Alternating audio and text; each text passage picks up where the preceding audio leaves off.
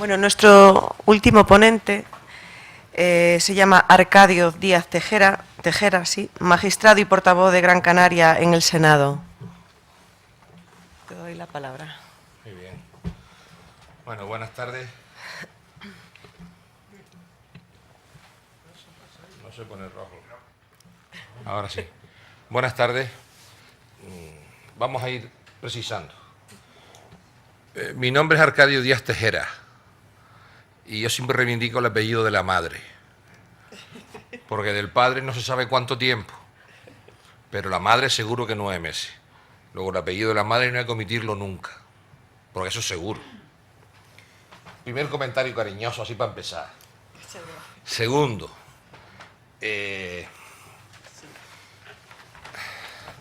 los senadores, que no somos la encarnación del maligno, ni somos la condensación de la pereza y la vaguedad universal y del mundo mundial, que es la moda imperante. Representamos o a provincias o a islas. En mi caso, represento a la isla de Gran Canaria. Pero somos 3 senadores. Es un poco presuntuoso por mi parte pretender querer ser el portavoz de Gran Canaria. Yo no. Yo soy uno de los 3 senadores y, en fin, procuro hacer mi trabajo. Y es verdad que no me callan ni bajo el agua, pero no soy el portavoz de Gran Canaria. Soy un senador por Gran Canaria. Y en la ponencia, el título que me dijeron, ¿qué título quieres poner? Pues mire, yo le gustaría ponerlo de legalidad y realidad. Porque escuchando al ponente último, yo tengo otra versión de esto. Trabajé de auxiliar psiquiátrico en el Hospital Insular de Gran Canaria, en la unidad psiquiátrica de agudos, en el año 74. Perdí la beca, por fin, la lucha política de aquellos entonces contra la dictadura, y trabajé ahí un tiempo. Hicimos una huelga porque nos obligaban a poner inyecciones a los auxiliares clínicos y no estábamos cualificados para eso. Y luego nos readmitieron y nos readmitieron en el manicomio, que se llamaba entonces, ahora se llaman hospitales psiquiátricos. Y la impresión que yo tengo, y participé mucho en aquellas cosas, la constituir la Asociación Pro Salud Mental, etcétera, etcétera, etcétera. Era todo un movimiento de psiquiatría democrática italiana, en fin, los que están más, los que a Dios gracias tienen canas, pues ya quisiera yo tener canas, ¿no? O calvas. Recordamos a Franco Basaglia, a Giovanni Gerbis, ¿no? Sí. A Agostino Pirella. Y entonces la idea era cerrar los manicomios y que hubiese una dinámica externalizada. En aquel entonces, en aquellos manicomios, se usaban las inyecciones de aguagras en los muslos para inmovilizar, ¿no? Entonces, yo la impresión que tengo, no siendo un profesional de esta materia, ni habiendo tenido la experiencia como la narra el último ponente, yo tengo la impresión que en estos 35 años, por decirlo de alguna manera, algo hemos evolucionado en este asunto, ¿no? Yo no sé, en fin, estoy dispuesto a aprender y a corregir todos los criterios que haya que corregir. Pero, por ejemplo, ahora hay un ordenamiento jurídico que todo es perfectible, todo es engrasable, todo es afinable, todo es mejorable. ¿Cómo no? Todo. Pero hay un ordenamiento jurídico que da una gran cobertura. Antes la pelea era ver cómo conseguíamos que los acuerdos en el ámbito de los humanos luego lo elevábamos y lo traducíamos en términos jurídicos. Entonces a mí me parece que conjuntamente con la Constitución, conjuntamente con la jurisprudencia, no, en fin, si quieren numeritos, pues se dicen numeritos de sentencias, la 141 de 2012 de 2 de julio, o la 7 de 2011 de 14 de febrero, eso en el Constitucional, y en el Supremo, pues la 282 de 2009, la 1132 de 2011, la 625 de 2011, la 504 de 2012 y la 617 de 2012. Es decir, lo que estoy intentando trasladarles es que hablamos de 2 planos distintos, Uno es el de la legalidad y otro es el de la realidad. Pero creo que en gran medida, el plano de la legalidad se ha avanzado bastante. Ahora echamos mano de artículos para decir, al amparo de este artículo tengo este derecho. Bien, al amparo del artículo 9.2 de la Constitución, corresponde a los poderes públicos promover la libertad y la igualdad del individuo y los grupos que se integren, que esta libertad e igualdad sea real y efectiva, remover los obstáculos que impidan o dificulten la plenitud y la participación de todos en la vida política, económica, cultural y social.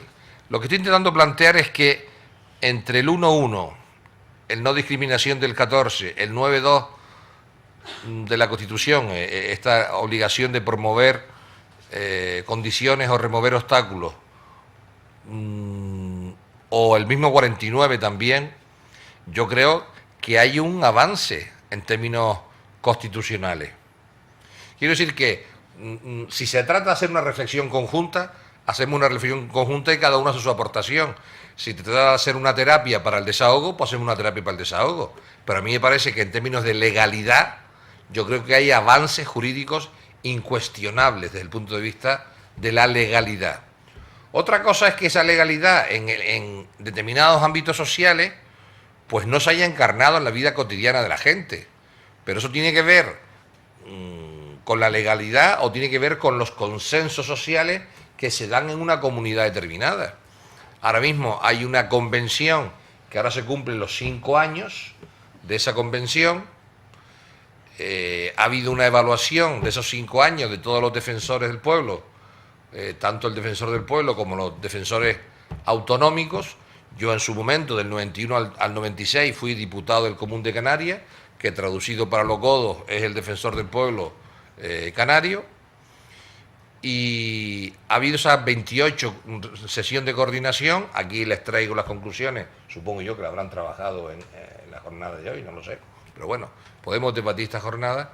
Entonces, esta convención yo creo que genera un cambio jurídico importantísimo, porque de plantear fórmulas como integración o asistir o normalización, a concebir que ya no es un asunto del individuo y su problema, sino es una cuestión del rediseño del derecho y la reformulación del derecho para hacer posible que, digamos, la formulación de cómo es la vida en comunidad integre a todos los individuos, sean como fueren, pues yo creo que es una formulación distinta.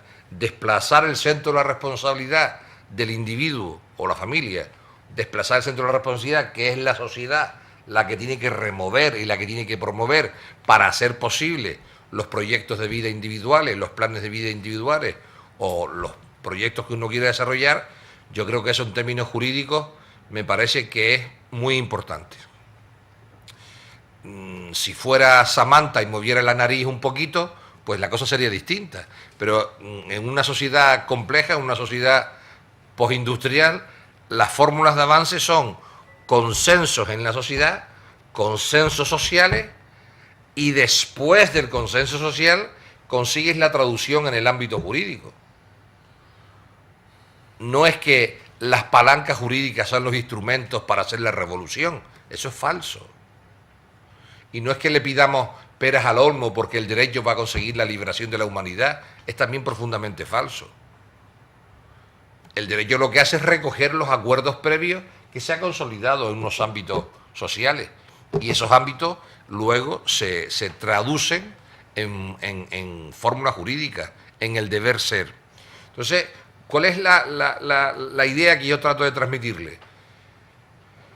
De la experiencia de las inyecciones en el muslo para inmovilizar a cómo se hacen ahora las cosas, yo creo que en 35 años sí hemos avanzado. Yo sé que las grandes miradas de grandes profundidad de personas que están sonriendo mientras estoy hablando, pues habrá que preguntarle de dónde vienen y cuenten la experiencia en el terreno de la legalidad, porque yo no estoy hablando en el terreno de la experiencia personal. Quien ha tenido su experiencia personal, pues cada uno tiene su gafa y lo cuenta según su itinerario personal.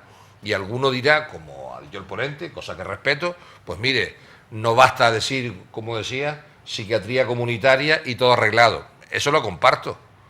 No bastaba con decir hay que externalizar a la gente el manicomio para que deje de ser un manicomio, se convierta en un centro y solo dejamos ahí los crónicos o solo dejamos los oligofrénicos, los bovitos, porque no había ninguna familia que los acogiese.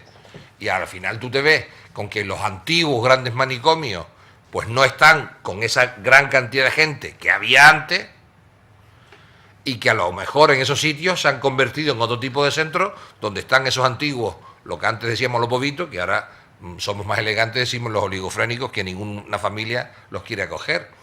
Pero que hay otros centros de salud, hay otras instancias intermedias, creo yo, que antes no habían, al menos cuando yo trabajaba en ese hospital insular, en ese hospital psiquiátrico, no había.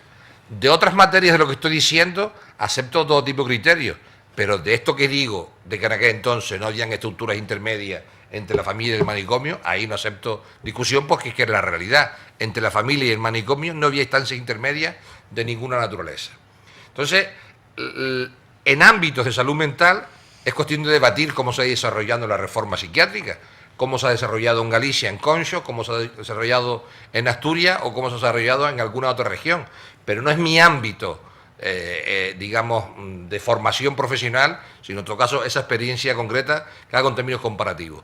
Yo sí les digo, en términos de mi ámbito profesional, porque soy un jurista, o sea, en mi oficio, yo soy magistrado y profesor de Derecho Administrativo, en el ámbito jurídico, sí insisto en que está la Constitución, está esta convención, y esta convención supone un cambio cualitativo respecto a la situación anterior. Eso es lo que trataba de plantearle. Yo no les estoy hablando de la Ley de Integración Social de minusválidos, yo no estoy hablando de eso. Yo no estoy hablando de la legislación ordinaria, cómo se ha ido desarrollando o cómo se ha ido concretando. Tampoco les estoy hablando de la gestión en materia de dependencia. Tampoco les estoy hablando de los recortes, porque es otro tipo de discurso. En términos de legalidad, la legalidad ha cambiado. Y ha cambiado para mejor. ¿Que es insuficiente? Es insuficiente. ¿Que podía ser mejor? Podía ser mejor. Pero que ha cambiado en 35 años, sí. Porque es que difícilmente vamos a poder transformar una realidad si no conocemos esa realidad a la hora de hacer el diagnóstico y tratar de plantear que en los últimos 40 años pues todo sigue como siempre, como la época del dictador. ¿No es verdad? Ha habido cambios cualitativos que son muy importantes. Y yo les vuelvo a insistir, yo procuro en estas cosas participar en las jornadas y no llegar al final, poner su colaboración y luego irme. Prefiero escuchar el tipo de cosas que preocupan. Y yo, viendo las caras, prefiero saber qué cosas quieren debatir en torno a esto. Pero hay suficiente jurisprudencia y suficiente cobertura legal para insistirles que hay un cambio cualitativo después de esta convención de derechos de los discapacitados, en cómo, en lenguaje de la misma convención, no nos peleemos ahora que si negros, africanos, afroamericanos, ese no es el debate. El debate es cómo concebir que el ejercicio de los derechos fundamentales, el centro de la responsabilidad se desplace del ámbito individual o grupal y se desplace al ámbito social, que es la que tiene que modular el ejercicio del derecho para hacerlo posible. Ese es el cambio cualitativo importante, no el otro, no el que me reconoce la Constitución como individuo o el artículo 14 de la no discriminación, no es ese el asunto. En términos canarios, la madre del baifo, la madre del cordero para ustedes, la madre del cordero es el desplazamiento del centro de la responsabilidad. Cómo hay que modular los derechos fundamentales para hacer posible que todos los individuos puedan disfrutarlos en términos de igualdad. Porque aquí lo relevante es que la titularidad, y esto sí lo subrayo mucho, porque esto es anterior a la Convención de Naciones Unidas, ahora en el 5º aniversario. En términos de titularidad, la titularidad de los derechos fundamentales es individual, no es grupal, no es familiar, no es social. La titularidad es individual en tanto que miembro de la especie humana. Y esa condición de miembro de la especie humana se obtiene a las 24 horas de desprendimiento del claustro materno con forma humana.